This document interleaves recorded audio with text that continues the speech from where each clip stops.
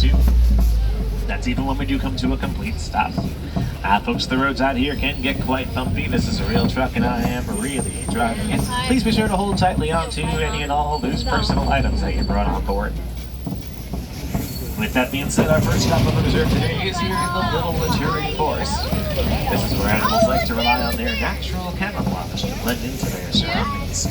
Look up on the hill there to our right-hand side. I see an okapi up there by the bamboo. On top of the hill. The okapi is often mistaken to be a relative of the zebra, thanks to their beautiful striped hind legs, which I like to call their party pants, but they are in fact the only known relative of the giraffe.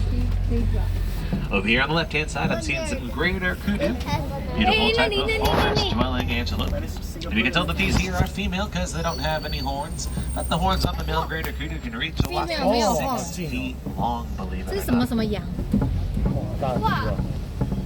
Now the okapi, once again to the right-hand side, was often mistaken to be a relative of the zebra, like I said.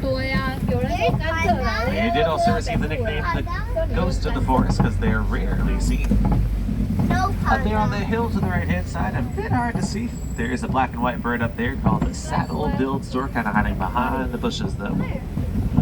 That black and white bird does have a wingspan of up to 9 feet wide when fully outstretched. There's another one up ahead of us here on our left-hand side, much easier to see. Right in this little grassy patch on the left, right down here next to us. Now, unlike other birds which scream or chirp, the saddle-billed stork communicates merely by rattling its bill, and they do mate for life as well.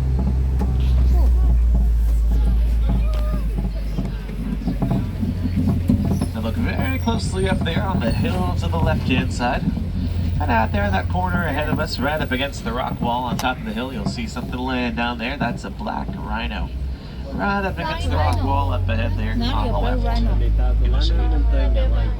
The black rhino is the smallest of the rhino species here in Africa. They weigh only about 3,000 pounds. So not quite tiny, but definitely small compared to other rhinos, that's for sure. They are unfortunately poached out in the wild for their horns, which are made of keratin. That's the same material as our hair and fingernails. But just like our hair and nails have permitted, those horns on the rhino will continue to grow and grow throughout the rhino's entire life.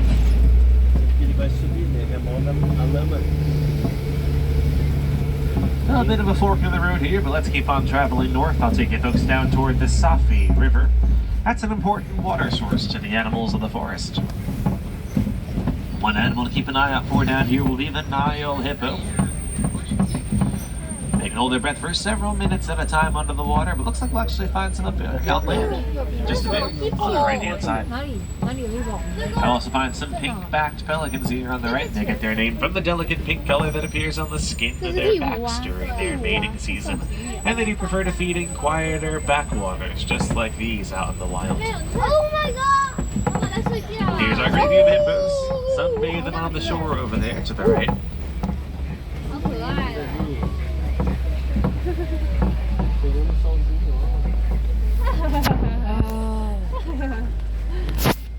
Keep an eye out for some more in the area too. They can swim, but they do prefer to walk or run along the bottom of the river. Keep an ey out for any gliding objects down here that might look like big submerged rocks till they start to move. And they will come fully onto the riverbank, mainly at night time, to graze for their food, and they're certainly not an animal that you want to mess with up here on land. Believe it or not, they can charge at speeds of up to 20 miles an hour, which is pretty fast for an animal that size. For reference, we're currently charging along, if you will, at a solid 4 miles an hour, so they beat us in a race, no doubt about it. Now, the name for a group of hippos is a bloat. The name for a group of pelicans is a pod. That was also a pod of pink-backed pelicans that we saw back there. They do sleep under the water too. They'll float to the surface every 8 or so minutes in their sleep. Take a nice big breath of air and submerge themselves again, all without waking up. It's all done automatically, which is pretty wild. Several more hippos sunbathing over here on the left-hand side too. They're all enjoying the warmth of the sun after a couple very cold days recently. The sun is back.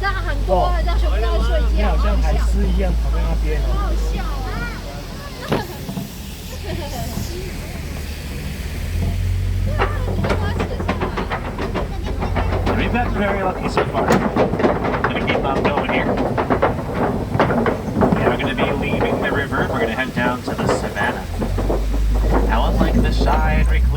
animals we've encountered so far today. The animals out on the savannah like to rely on their speed and agility, oftentimes to catch their prey.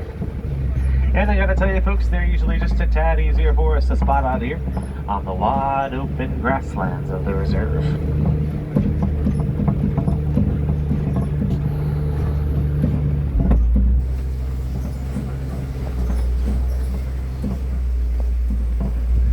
Early sign that we're approaching the savannah is going to be this tree coming up here to the right hand side.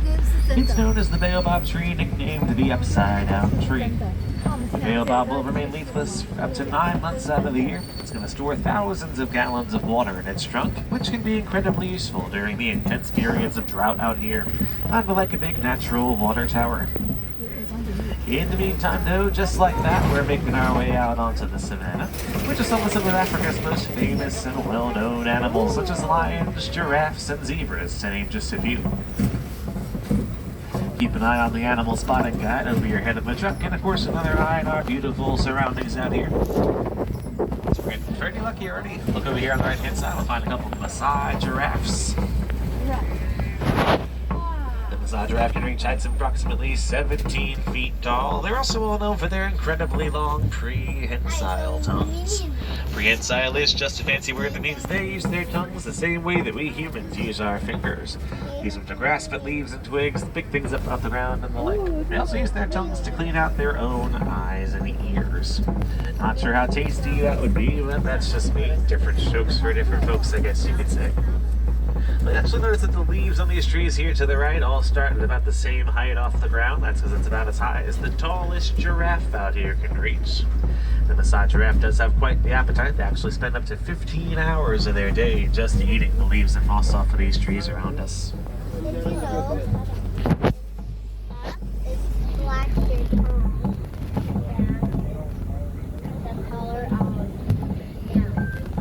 Directly out in front of us here, we're seeing two different species of antelope. We'll kind of loop around here, going to give you on our left-hand side in just a moment. The dark brown ones are called sable antelopes, and the lighter brown one is an eland. And the sable antelope is the official emblem of the reserve for their highly territorial nature. They are very protective over their land, the same way that we here on the reserve are very protective over this beautiful land, each and every square mile of it.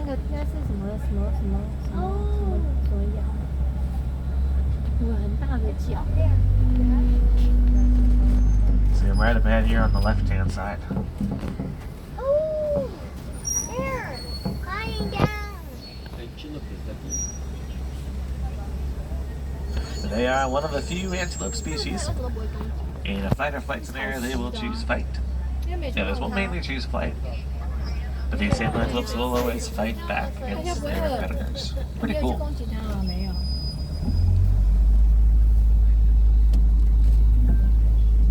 Up ahead here is that eland that I was talking about, right there in the shade under the trees. A very large antelope. That is the largest antelope on the whole reserve. There's a second one kind of walking through the bushes up ahead a bit further, up on the hill. Wow.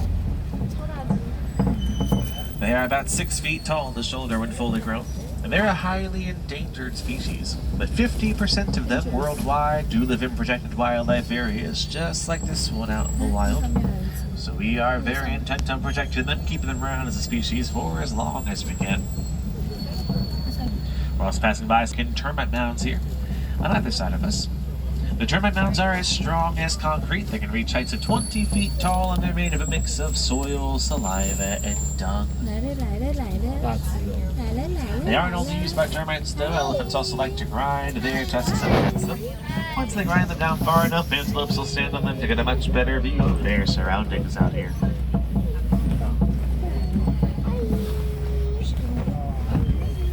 Now, traffic is moving poly out here. That's Swahili for very slowly. As you can tell, this is these animals' homes. If one or more of them would like to cross the road, stand on the road, sit down on the road, lay down on the road, we have just got to let them. So we'll be stopped here for just a moment. But if you look behind you on the left-hand side, you'll see an eland that's coming to pay us a visit.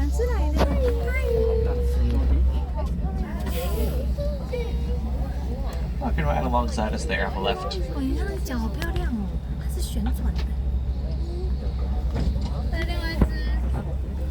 Beautiful view there. I think it's the second one as well, following shortly behind. It's cool to see the shape of their horns, how they kind of spiral like that. You don't really see that from far away. But as we're slowly getting back in the move here, we'll see a group of wildebeest coming our way as well. Stop across the road. 这是什么？ The wildebeest do migrate up to 1,000 miles during their migration season. Babies can be up and running with the rest of the herd only 15 minutes after they're born, as they're usually born during their migration. In just a bit of a tough love approach, they've got no choice but to keep up with the rest of the herd or be left behind. They're also referred to as new, that's G-N-U, after the sound they make. And they get the name wildebeest from the Afrikaans word for wild beast, as the name might suggest. If you look very closely up ahead of us here to the right-hand side, directly after my windshield and to the right, you'll see a zebra out there. That's a Hartman's mountain zebra, one of the several species here in Africa. Several species of zebra, that is. You'll also find some Ankoli cattle out there on the right. Those huge horns on the cattle can reach about 6 feet tip to tip. They are mainly hollow on the inside, though blood does circulate into and out of their horns to help cool down the body temperature of the cattle. Fancy word for that is thermoregulation. They're also referred to as Watusi cattle, named after people who first domesticated them many years ago. They were traditionally regarded as a sacred being, but they've morphed into a status symbol. Today, the more Ankoli cattle that you own and show off, the wealthier you're perceived to be. But as we keep on moving along here, I'm seeing some more wildebeest. Another Maasai giraffe up there as well. If you look closely among the tall grasses out there in front of us to the right, you might even see a springbok or two laying there. The tiny little tan and white antelopes right by the tall grasses out there on the right. They are the smallest antelope out here on the reserve, measuring only about 3 feet tall at the shoulder when fully grown. Despite their small size, though, they can actually jump to heights of 6 feet high and 13 feet across in just one single leap. It's for their agile nature that the springbok is named the national animal of the country of South Africa, and the mascot of many sports teams out there, too. Oh wow, they're running. Looks like we have found the source of the traffic jam out here, the Maasai giraffes. So they're all looking for food or chewing or eating. As I mentioned, they spend 15 hours a day eating, and they actually only sleep about 30 minutes a day. That's not even all at once either. This is a couple short naps that add up to 30 minutes total.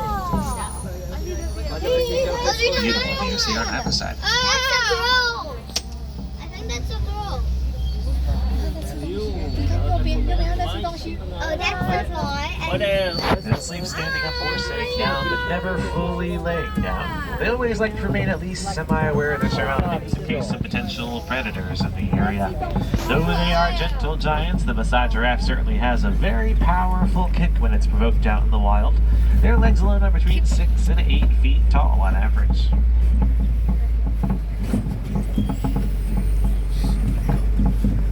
Look up ahead of us here to our right-hand side. I'm seeing an African elephant, 2 of them actually. See one over here to our right-hand side, first directly up there, flapping their ears, eating some grass. They use their prehensile trunks to grab any food off the ground, bring it right up to their mouths. They actually have more muscles in their trunks than we humans have in our entire bodies, believe it or not. That number is in the thousands. Their trunks are also longer than the average adult human is tall. Might see some mandrills back there by the rock wall on the left-hand side, about to go behind the bushes. The mandrill is the largest of the monkey species. The male mandrill can easily be identified by the brilliant blue and red color on his nose, just like Rafiki in The Lion King. But there is a second elephant hiding out there on the right. Might get a bit of a closer view up ahead. There's a bit of a clearing in the trees and bushes where a road used to be many years ago.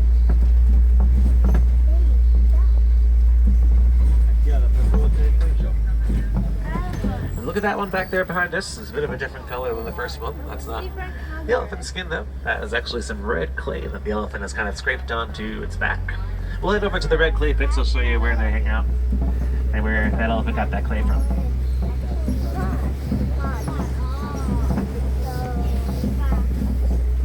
I will tell you, it's getting very rare for us to see an elephant out in the wild these days. They are facing poaching for their beautiful ivory tusks. They're also facing habitat destruction. Their homes are being destroyed at an alarming rate, which pushes those elephants closer and closer to human environments against their will. But I will tell you that the red clay pits are gathering point for some elephants on the reserve. We might find some more up ahead here once we get closer to the clay.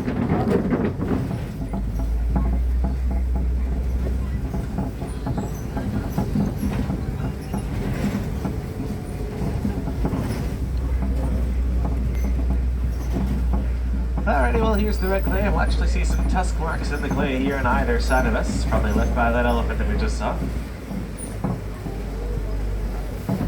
We'll also find some footprints on the ground here to the left, and look who it's leading out to. Some more elephants on our left. Pretty cool. You can see a baby elephant back there. And a farthest back right next to all the big rocks. You can just see you kind of have her. One of the newest additions to the reserve, just recently 2 years old. Now, an elephant is pregnant for 22 months, believe it or not. That's almost 2 full years. So quite a long wait, but that one out there has been well worth that wait so far. Find another one up there eating right out of a palm tree.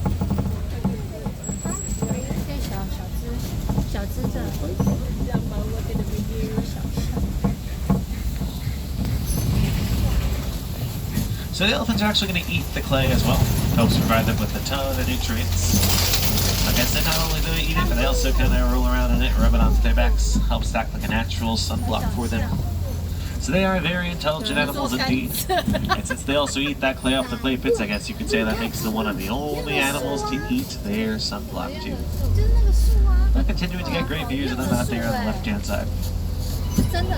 As they're just finding some lunch.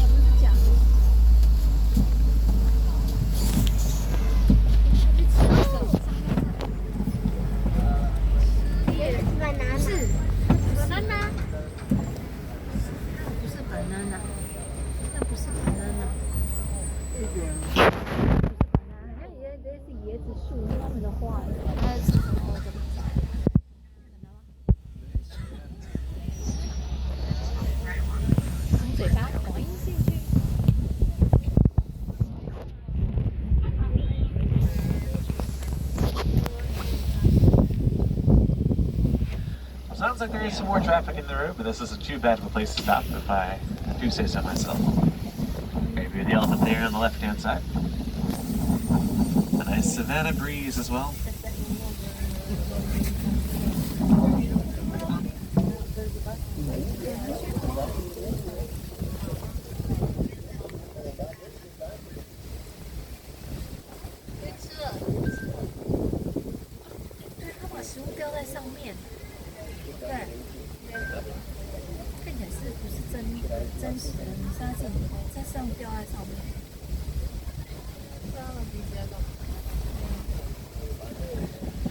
Alrighty, hope you got some extra photos back there.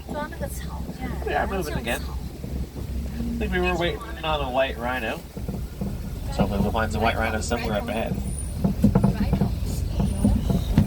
But for now, let's take a little shortcut through the shallow end of the water here. See what else we can find along the way.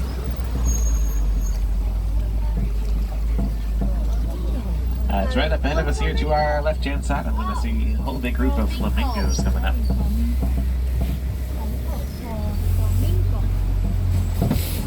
Now the name for a group of flamingos is a flamboyant. These are greater flamingos to the left here. They're the lightest pink of the flamingo species.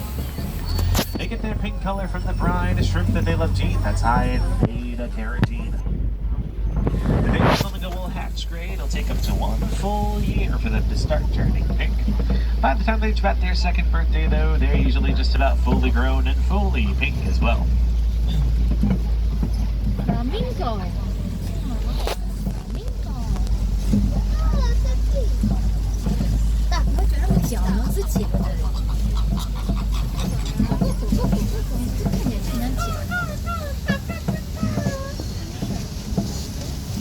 In the meantime, though, the area of the reserve that we're entering now is known as the Mud Wallow. The Mud Wallow is a favorite genetic ecosystem of those white rhinos I told you about, so let's start keeping an eye out.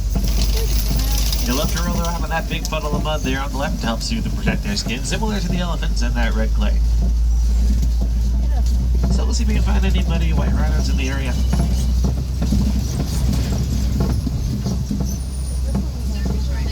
Even under underneath all the mud, you will see that they are not, in fact, white. That's because they received the name white rhino from a miscommunication.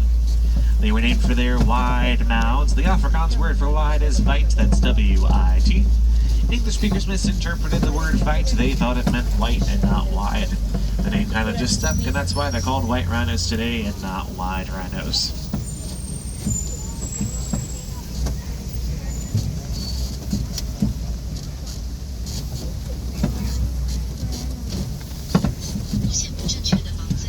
I do see some cheetahs up there on the hills on the left-hand side.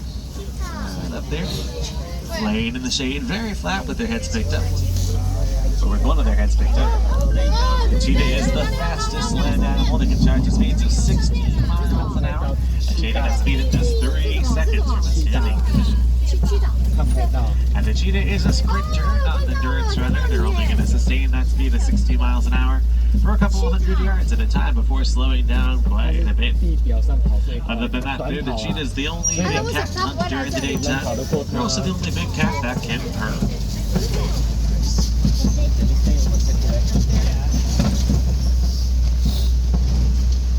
Well, speaking of big cats, look out here ahead of us, and you see 2 lionesses. The base of the rock tower here on the left-hand side. Right on the ledge where the rocks start. Now, the name for a group of lions is a pride. The females of the pride will do the majority in the hunting. They're going to gather together in small groups at nighttime and hunt their prey as a team. While the male lion will typically stay behind to guard any cubs and protect the habitat from potential invasion.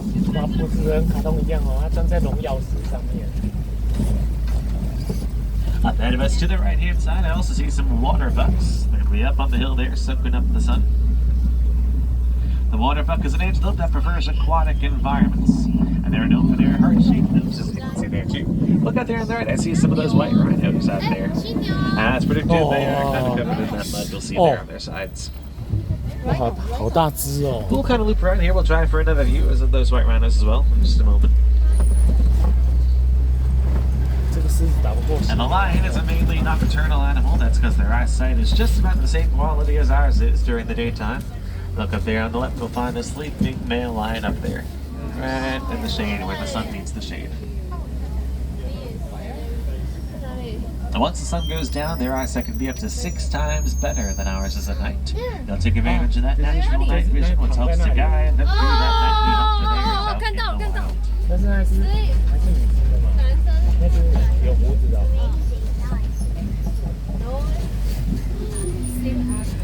We'll get a great view of the white rhino on the right and an ostrich on the left. The ostrich is the largest of the bird species, but despite their large wingspan, they are of course a flightless bird. This ostrich to our left is a female. You can tell that because she's got gray feathers. Males will always have black feathers.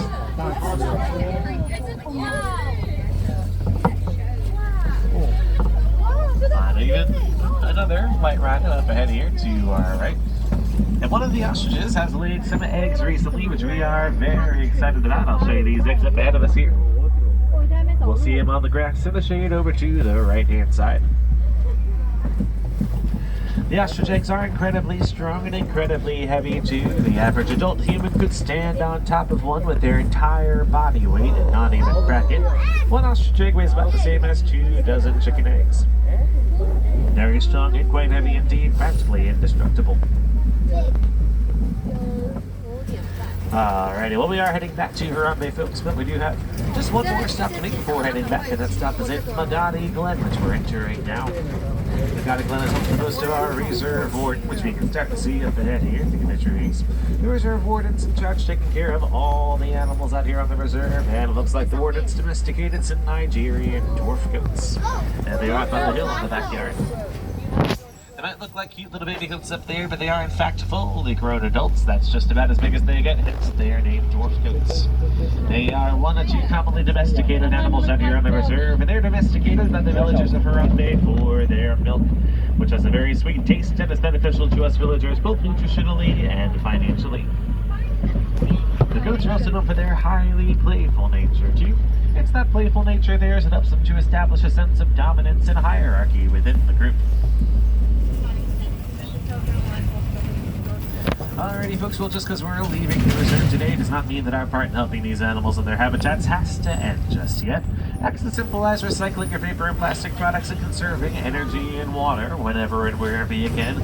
You go a surprisingly long way to help make sure that the animals we were all lucky enough to see back there today, many of whom are endangered, not only continue to survive out there in the wild, but of course continue to thrive and prosper too.